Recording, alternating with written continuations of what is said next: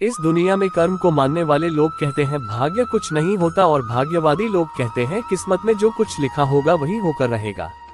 यानी इंसान कर्म और भाग्य इन दो बिंदुओं की धुरी पर घूमता रहता है और एक दिन इस जग को अलविदा कहकर चला जाता है।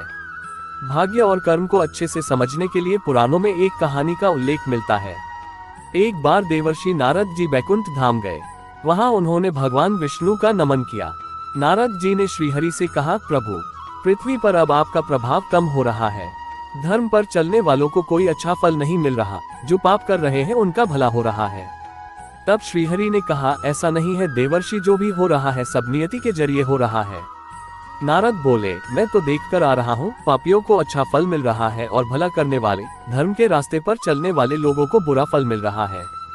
भगवान ने कहा, कोई ऐसी घटना बताओ। नारद ने कहा, अभी मैं एक जंगल से आ रहा हूँ। वहाँ एक गाय दलदल में फंसी हुई थी। कोई उसे बचाने वाला नहीं था। तभी एक चोर उधर से गुजरा।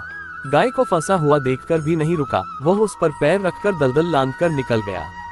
आगे जाकर चोर को सोने की मोहरों से भरी एक थैली मिली। थोड़ी देर बाद वहां से एक वृद्ध साधु गुजरा। उसने उस गाय को बचाने की पूरी कोशिश की।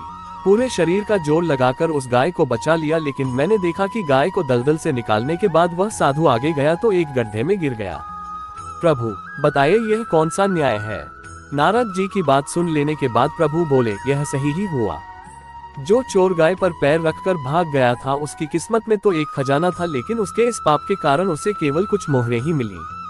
वहीं उस साधु को गड्ढे में इसलिए गिरना पड़ा क्योंकि उसके भाग्य में मृत्यु लिखी थी, लेकिन गाय को बचाने के कारण उसके पुण्य बढ़ गए और उसकी मृत्यु एक छोट चोट में बदल गई। इंसान के कर्म से उसका भाग्य तय होता है।